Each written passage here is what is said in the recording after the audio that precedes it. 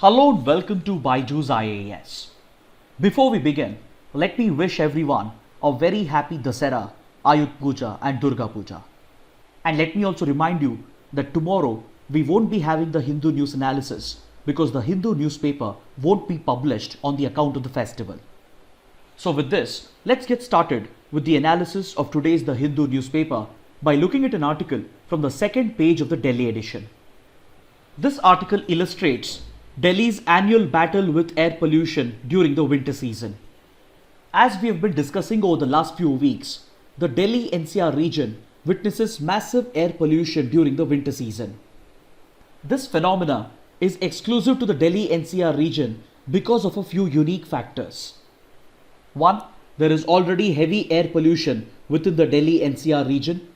Then along with this, the practice of stubble burning in the neighbouring states of Punjab and Haryana brings in a lot of particulate matter into the Delhi NCR region. Then upon this, the unique weather condition seen in and around the Delhi NCR region during the winter season plays a critical role because from October till January, the air condition in and around the Delhi NCR region remains very still. And due to the lack of sufficient winds, the particulate matter and other air pollutants, they accumulate in the lower levels of the atmosphere, thereby contributing to very severe levels of air pollution in the Delhi NCR region. Then considering Delhi's population density and the extent of its industrialization, it is no surprise that there are multiple factors which contribute to heavy air pollution within the Delhi NCR region. This includes the pollutants released due to the combustion of fossil fuels in vehicles, industries, power plants, diesel generators, etc. Then along with this, the open burning of garbage and waste also releases a lot of particulate matter into the air, and unregulated construction activities also kicks up a huge volume of dust into the atmosphere. So all these factors combined contribute to very high levels of air pollution within the Delhi NCR region, and externally, the practice of stubble burning in neighbouring Punjab and Haryana also pushes a lot of particulate matter into the Delhi NCR region. And to complicate things further, the Delhi NCR region has very still air conditions during the winter season, and this leads to the excessive accumulation of particulate matter, thereby leading to severe deterioration in air quality. In fact, for most part of the winter season, Delhi's air quality index lies in the very poor to severe category, and even reaches a stage where the local authorities are forced to declare an emergency. Such heavy accumulation of particulate matter and other aerosols during the winter season leads to the formation of very dense smog, which in turn causes numerous challenges to the inhabitants of the Delhi NCR region. Such dense smog conditions can aggravate respiratory issues such as asthma, and considering that we are in the middle of a pandemic that primarily affects the respiratory system, this has to be a grave concern. Then such dense smog conditions completely disrupts transportation in the city because the low visibility affects road transport, rail transport, and as well as air traffic, and it could even lead to a number of accidents. Long-term exposure to such poor quality of air is known to contribute to a number of diseases including heart conditions, chronic lung diseases, etc. So this fight against winter air pollution has become an annual battle in the Delhi NCR region, and there are two institutions which are at the forefront of this fight. One is the Delhi government and the other is the Environment Pollution Prevention and Control Authority, which has been established by the Supreme Court. The Delhi government on its part takes up a number of initiatives in order to combat the menace of air pollution, and the EPCA appointed by the Supreme Court is responsible for enforcing a predetermined response plan known as the Graded Response Action Plan. Under the GRAP, a set of predetermined measures are implemented and enforced by the EPCA along with assistance from other authorities based on the deterioration in the air quality index. So as a part of these measures, a ban on the burning of waste and garbage is imposed across the city, and this ban is very strictly enforced by the EPCA along with the other authorities. The Delhi government on its part carries out an anti-dust campaign in order to spread more awareness about containing the spread of dust from construction activities, and it also encourages the mechanized sweeping of roads in order to limit the release of dust into the atmosphere. As a part of the Graded Response Action Plan, the EPCA also enforces a ban on all construction activities if required depending on the air quality. Similar bans are imposed on the usage of diesel generators. Highly polluting industries in the region might be ordered to close down as well for a temporary period, and this applies for brick factories, hot mix plants, stone crushing units, and as well as to the Badarpur thermal power station. Then if required, the EPCA can even order a ban on the entry of vehicles from the outside, especially the entry of trucks and diesel vehicles which are highly polluting, and these restrictions can be very strictly enforced by the EPCA along with the other authorities with the imposition of heavy fines. As a part of this response plan, the authorities primarily focus on the hot spots where the air quality index would have deteriorated to the most severe category, and based on the identification of these hot spots, anti-smog guns are strategically deployed around the city in order to effectively counter the formation of dense smog-like conditions. Then finally, as an extreme measure, as a weapon of last resort, the Delhi government along with the EPCA might decide to enforce the odd-even scheme, which would allow the odd-numbered and even-numbered vehicles to ply on the roads on alternate days. Then as a part of the long-term response, the Delhi government is looking to actively encourage a electric vehicles policy, which is likely to boost the adoption of electric vehicles, especially electric buses, so that the extent of vehicular pollution can be brought down. So this tough battle against winter air pollution in the Delhi NCR region shows that what we need is a comprehensive solution that can effectively tackle all these sources of pollution, not just in the short term, but as well as in the long term. Now let's take up an article from page number 10. In a landmark development, Sudan has established official diplomatic ties with Israel. This makes Sudan the third country in the last few months to recognize Israel and establish official diplomatic ties with it. This establishment of diplomatic ties between Israel and Sudan provides for the normalization of ties between the two countries, and this deal has been brokered by the United States. See, just a few months ago, President Trump personally mediated the so-called Abraham Accords, which has allowed countries from the Arab region and the Middle East North Africa region, such as the United Arab Emirates and Bahrain, to recognize Israel and establish official diplomatic ties with it. This happens to be a landmark development because traditionally these countries in the region, they have shared a very hostile relationship with Israel because of their continued support to the Palestinian cause. Many Islamic countries across North Africa, Middle East and the Arab Gulf region, they had never recognized Israel as a sovereign country, and as a part of their support to the Palestinian cause, they had not established official diplomatic ties with Israel.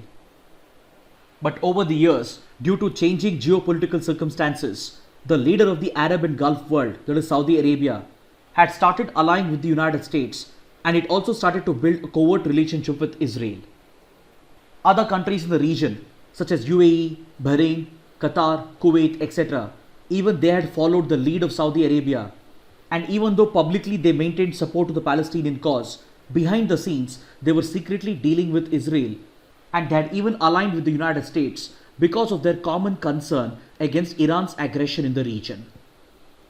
Because this power bloc led by Saudi Arabia represents the Sunni power bloc, whereas the power bloc led by Iran represents the Shia power bloc. But when it came to the Palestinian cause, all the Arab and Muslim countries in the region, they had united irrespective of their Shia-Sunni divide, and they were unified in their support to the Palestinian cause. But over the decades, geopolitical circumstances have changed, and the Saudi Arabia-led power bloc, along with a number of countries in the Arab, Middle East, North Africa region, they have aligned with the US and as well as with Israel. But the lack of political will amongst them and the fear of opposition on the ground had prevented these countries from officially establishing ties with Israel, and until recently, it was only Egypt and Jordan which had recognized Israel and had established official ties with Israel. So President Trump, who was very eager to score a foreign policy victory in the run-up to the presidential elections, has mediated a peace process amongst these countries, and one by one, these countries are recognizing Israel and they are finally establishing official diplomatic ties with Israel. So under the Abraham Accords, first it was the United Arab Emirates which established ties with Israel, and this was quickly followed by Bahrain. Even though Saudi Arabia is officially yet to recognize Israel and establish ties, this could not have happened without Saudi Arabia's approval.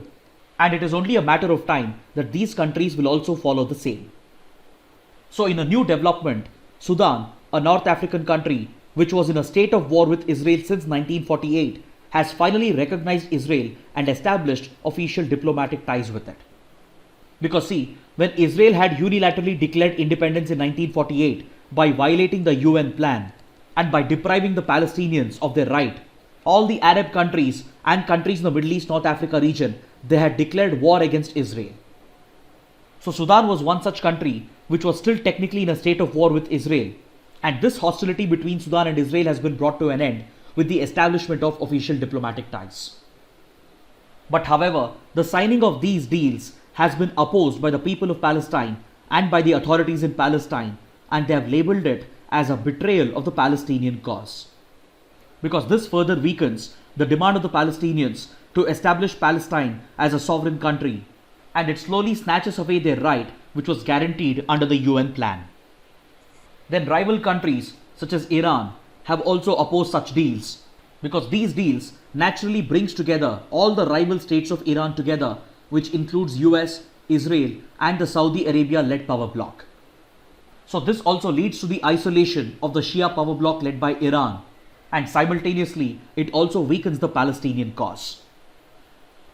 Next, on page number 10, The Hindu carries an interview with senior Afghan leader and the former governor of the Balkh province, Atta Mohammad Noor.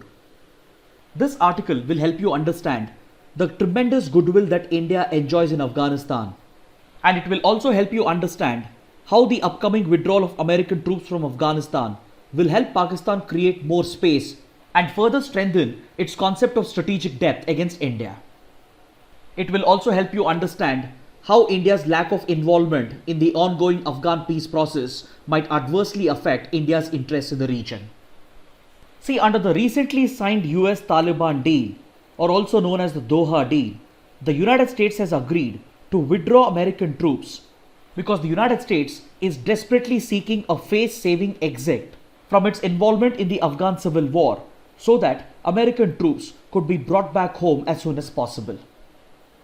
Because the American involvement in the Afghan civil war has become highly controversial back home in the United States, and for President Trump, it has become a top priority as a part of his electoral campaign to bring back American troops. Hence, the US-Taliban peace deal was signed at Doha, under which the United States has promised to withdraw American troops in the coming months as per a laid out deadline.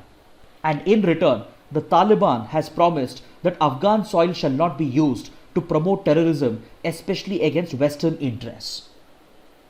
As per the deal, all the three stakeholders, that is the United States, the Afghan civilian government and the Taliban, they agreed to release and exchange all the prisoners and hostages held by them. And following the completion of this process, intra-Afghan negotiations have begun, which has allowed the Taliban to negotiate with all the political factions in Afghanistan, including the Afghan civilian government. These intra-Afghan talks are supposed to pave the way for the political future of Afghanistan and bring the civil war to an end.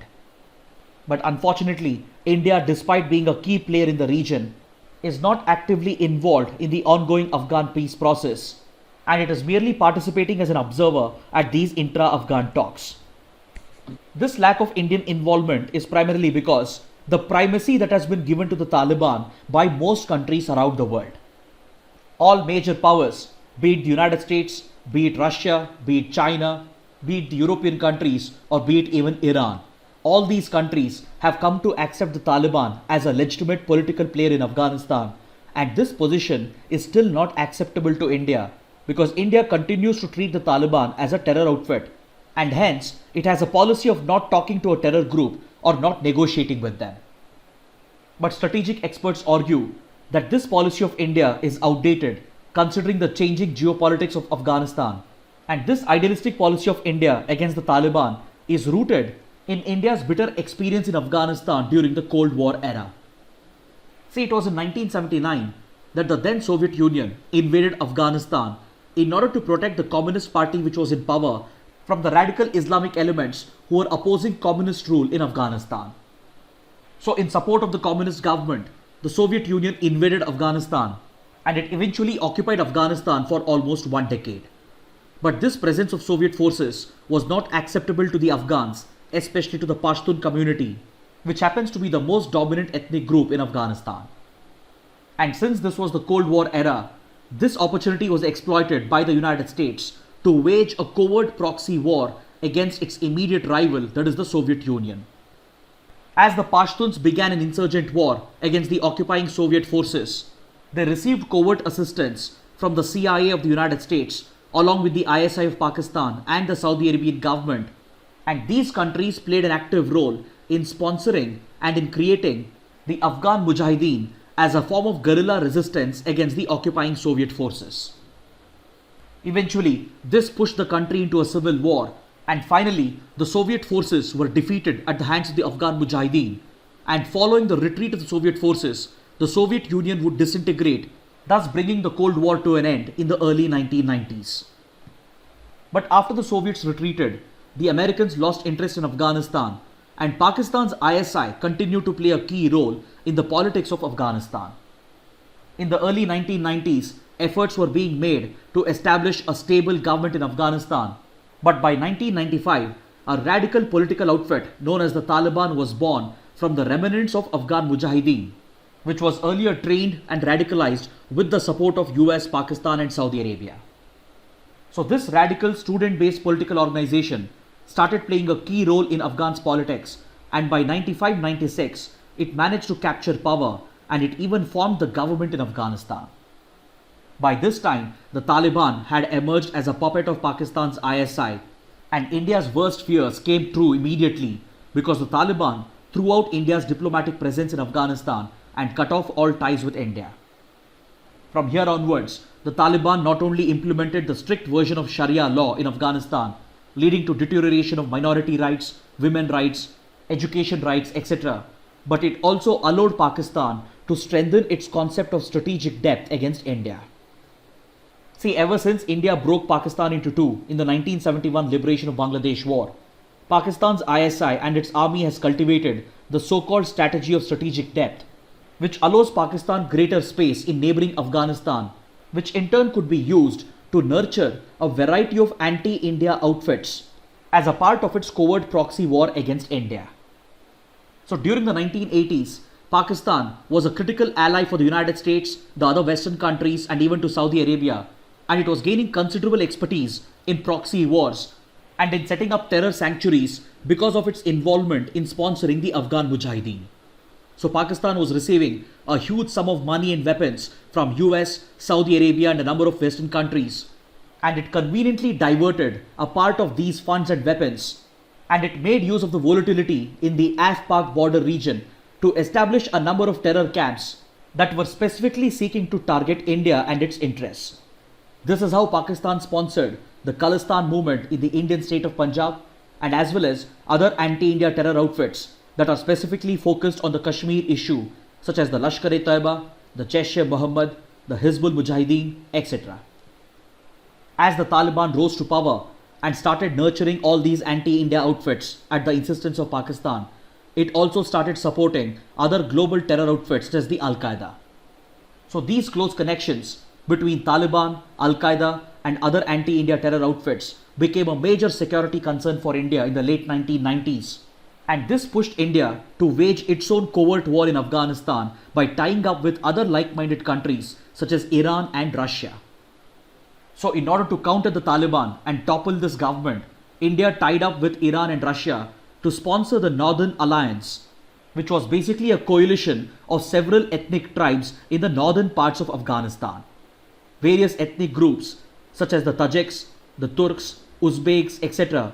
They were brought together into a coalition outfit known as the Northern Alliance under the leadership of legendary leader Ahmad Shah Massoud, who emerged as a close friend and ally of India and who was even popularly referred to as the Lion of the Panjshir Valley. Under his leadership, the Northern Alliance offered effective resistance to the Taliban, and this essentially explains the intense rivalry and hostility between India and the Taliban. Please look at this map.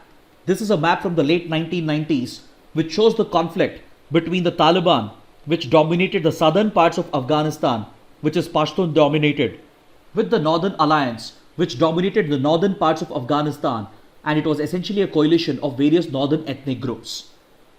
So if the Taliban was sponsored by Pakistan, the Northern Alliance was backed by India, Iran and Russia. Because for India, the Taliban rule in Afghanistan was a threat because Pakistan was using it as a proxy to gain strategic depth in Afghanistan and sponsor various anti-India terror outfits in the region. For Iran as well, the Taliban was a threat because it was a Sunni fundamentalist outfit, whereas Iran is a Shia power. And for Russia, the Taliban was initially a threat because its radicalism and fundamentalism could easily spill over into the Central Asia region and as well as the Caucasus region of Russia, which is already a hotbed for fundamentalism and extremism. So these common concerns against the Taliban drove India, Iran and Russia to sponsor the Northern Alliance, and it had even made considerable advances against the Taliban government in the late 1990s. But in 2001, in a major setback, Ahmad Shah Massoud was assassinated, and this was a huge setback for India, Iran and Russia. And then immediately we had the 9/11 attacks, which pushed the United States to attack Afghanistan because the Taliban government was refusing to cooperate with the US to target the Al-Qaeda and Osama bin Laden, which was responsible for the 9/11 attacks. So following the refusal of the Taliban government to cooperate with the American war on terrorism, the US carried out an invasion with a coalition force and toppled the Taliban government, and it installed a civilian government in place. Since then, India has made a strong comeback in Afghanistan, and it has invested heavily in the diplomatic domain and as well as in the economic domain of Afghanistan. It is this strong involvement of India in the development and stabilization of Afghanistan which has won India a lot of soft power and goodwill amongst Afghans, especially amongst the non-Pashtuns. Over the last 19 years, India has invested more than $3 billion in Afghanistan, and it not only has an embassy in Kabul, but it also has 4 consulates at Herat, Kandahar, Mazar-e-Sharif and as well as at Jalalabad. India has sponsored a number of infrastructure projects, including the strategic Zaranj-Dilaram road, which connects with the Iranian border, which is crucial for connecting with the Chabahar port project. India has also sponsored the construction of transmission lines, the Salma hydropower dam, the Afghan parliament in Kabul, and as well as hospitals and schools, which is essentially helping in the socio-economic development of Afghanistan and in the stabilization of Afghanistan. But after making such heavy investments in Afghanistan, today India is unfortunately losing the plot because of its refusal to talk to the Taliban directly. The rivalry and suspicion between India and Taliban is quite understandable considering their past, but India will have to acknowledge the changed geopolitical circumstances in the region, wherein the legitimacy of the Taliban has been recognized by most of the countries in the region. See, when the US-Taliban deal was being negotiated, India was not even a part of the negotiating process. But when the deal was signed, the US invited India to watch the signing ceremony at Doha, and this was India's limited participation with regard to the peace deal. Then after the intra-Afghan talks began, India has sent representatives to participate in the Afghan talks, but they are not directly talking to the Taliban and they are merely observing the negotiations. Even India's foreign minister witnessed the inauguration of the intra-Afghan talks and he even addressed the negotiation, but he never engaged directly with the Taliban. So it is this shortcoming in India's foreign policy towards Afghanistan that has been highlighted by the former governor of the Balkh province, who at one point of time, he was a very close ally of India and he was supported by India as he was a part of the Northern Alliance. In fact, this Afghan leader still enjoys very good relations with the Indian government because in 2016, when our consulate at Mazar-e-Sharif was attacked by terrorists belonging to the Jaish-e-Mohammed, he himself picked up a rifle along with his other soldiers to defend the Indian consulate from this terrorist attack which was being carried out by the Afzal Brigade of the Jaish-e-Mohammed.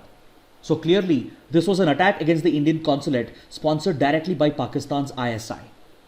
In the past as well, numerous attempts have been made by other terror factions such as the Haqqani Network, which is a faction of the Taliban, and they have repeatedly targeted the Indian embassy at Kabul and other Indian consulates in Afghanistan. There is sufficient evidence available to indicate that these attacks have been carried out against Indian diplomatic interests and as well as against Indian economic interests at the behest of the ISI. In fact, the attack at the Indian consulate at Mazar-e-Sharif was carried out simultaneously with the attack of the Jaish-e-Mohammed on the Pathankot Air Base in India. These two major attacks were deliberately planned by the ISI in order to disrupt the ongoing peace process between India and Pakistan, because just few weeks before, Prime Minister Narendra Modi had travelled to both Pakistan and Afghanistan in order to initiate a peace process. So clearly this was an attempt by the deep state of Pakistan to disrupt India's influence and India's progress in Afghanistan and Pakistan. And this clearly explains why India should play a greater role in the resolution of the Afghan conflict. Because if India continues to stay away, then Pakistan will only further enhance its strategic depth, and it will continue to tie up with the Taliban to sponsor various terror groups such as Al-Qaeda and, more importantly, anti-India outfits such as the Lashkar and the Jaish. Next, we have an article on page number 12 which can be very important for ancient history. This article refers to a recent archaeological study which has provided evidence of industrial scale dairy production in the Indus Valley civilization. See, this article can be very important for prelims and mains because 2020 marks the 100th year anniversary of the discovery of the Indus Valley civilization. This archaeological study has found evidence of large-scale dairy production in the Harappa civilization, which was part of the Indus Valley civilization, that dates back to 2500 BC. This study carried out a careful analysis of shards of pottery that were discovered at the Kotada Badli archaeological site in the present state of Gujarat. These pieces of pottery have provided evidence to indicate that in the Indus Valley civilization, industrial scale dairy production had been taken up. See, earthen pots in general are very porous and they are perforated.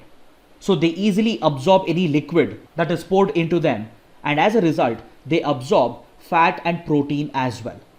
And in these small perforations, some of the fat and protein components can remain for hundreds of years, and researchers have focused on analyzing this residue found in these pots. So they have carried out a thorough molecular analysis of the residual particles found in these perforations by using various techniques such as the C16 and C18, and it has provided conclusive evidence that there are traces of milk, curd and even cheese found in these pots. Further evidence from animal husbandry experts has given further proof with regard to the type of animals that were being cultivated. The examination of fossils such as bone fragments, tooth enamel, etc. has clearly shown that cattle such as cows, water buffalo, etc. were being reared for dairy production. Studies have clearly shown that these cattle were being reared for milk production and not meat, because the fossils indicate that these cattle died in their old age, thus clearly indicating that they were being raised not for their meat but for their milk.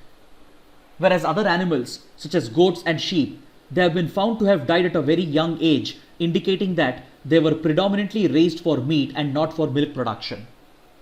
Then there could also be a question whether this milk or dairy products were being produced for just household consumption or for industrial economic activity. This doubt has also been clarified by this study because there is sufficient evidence that has been brought out to indicate that large herds of cattle were being reared in the Indus Valley civilization, which clearly points to a surplus in milk production which was possibly being used for trade. Now this is a very important discovery because generally we associate the Indus Valley civilization and the Harappa civilization with remarkable achievements in urban planning and town planning. We associate these civilizations with big cities and towns, with jewelry making, with advanced trading systems, etc. But we do not have sufficient understanding over its rural economy and its agro-pastoral economy, which was essentially functioning as a parallel economy. Now these findings are honestly quite remarkable because there is no evidence to indicate that the Indus Valley civilization was ever ruled by a structured government or a kingdom. Until now, no evidence has come up to indicate that there was a king or any bureaucratic mechanism, but all available evidence points towards close regional ties amongst various settlements, wherein each settlement had established a symbiotic relationship with the other, and every settlement was mutually dependent on the other, and it was essentially a system of give and take, or a barter system through which the economy was being sustained. Now let's take up another article from page number 12 that deals with the topic of superconductivity. See, superconductivity is a state where a material offers zero resistance to the flow of electricity through it. Such a state is said to occur at specific temperatures and pressure conditions depending on the type of material that is being used. And in such a superconductor, the magnetic field is expelled out from its interior, thereby creating numerous possible applications. When zero resistance is offered to electrical flow, such materials can find numerous applications in order to design efficient power transmission systems and also to develop quantum computers in order to speed up computing transactions to levels way beyond what current supercomputers can do. Such superconducting materials also find numerous applications in the world of physics, in the domain of electronics, and as well as in the medical industry. So essentially, a superconducting material is considered to be a transformative material, and it is quite tough to achieve superconductivity at regular temperature and pressure conditions. But recently, researchers at Intel and the University of Rochester have achieved a major breakthrough. They have managed to compress hydrogen sulfide by placing it under ultra high pressure and by making a material out of it. When hydrogen sulfide is placed under ultra high pressure of around 2.6 million atmospheres or 267 gigapascals, it has been observed that it turns into a superconducting material at just 15 degrees Celsius. So the development of this material is being considered as a breakthrough, but unfortunately it cannot have any real world application as of now, because it is nearly impossible to maintain such ultra high pressure conditions in regular environments. The advantage of this material is that it becomes superconducting at just 15 degrees Celsius, but to make it superconducting at this temperature, you need to apply ultra high pressure. To put things in perspective, 267 gigapascals is basically 75% of the pressure that you can find at the center of the earth. But however, this material developed out of hydrogen sulfide does have potential for superconductivity, and further research is needed to make the material more stable at ambient pressure conditions. And if this is achieved by tuning and altering the composition of the material, then numerous applications can be considered with the potential to mass produce them. Next, on page number 13, we have a column which talks about the Global Hunger Index report and India's performance on this index. But we have already covered this topic in detail on the 17th of October, and we have even discussed numerous articles over the last few days with regard to the status of hunger and malnutrition in India and India's food security situation. So I would request you to kindly go through this article and watch this analysis once. Now let's take up the practice questions for today. Which was the defense equipment that India was recently looking to procure from United Arab Emirates but was likely to be cancelled in favor of domestic production under the Make in India initiative? The correct answer is option B, close quarter carbines for the Indian Army. Now let's take up the next question. Which of the following statements are correct? The Girnar Hills in Junagadh district of Gujarat are famous since the ancient times as a place of pilgrimage for both Hindus and Jains. It also houses the Girnar Wildlife Sanctuary, which is a habitat for the endangered Asiatic lion. Both the statements are correct, so option C is the right answer. Now let's take up the next question. Which of the following statements are incorrect? The Himalayan brown bear is a top carnivore of the high altitude Himalayan region. In the Himalayan region, it has been listed as endangered on the IUCN Red List. Both the statements are correct, so option D would be the right answer, because the question is asking you to identify the incorrect statements. Now let's take up the next question. The first indigenous aircraft carrier being built at the Cochin Shipyard Limited has been named as INS Vikrant. Option C is the right answer. Now let's take up the next question. The India National Supermodel Committee, recently seen in news, had been set up for the purpose of developing a forecast for the spread of COVID-19 based on mathematical data modeling. Option C is the right answer. Now let's take up the next question.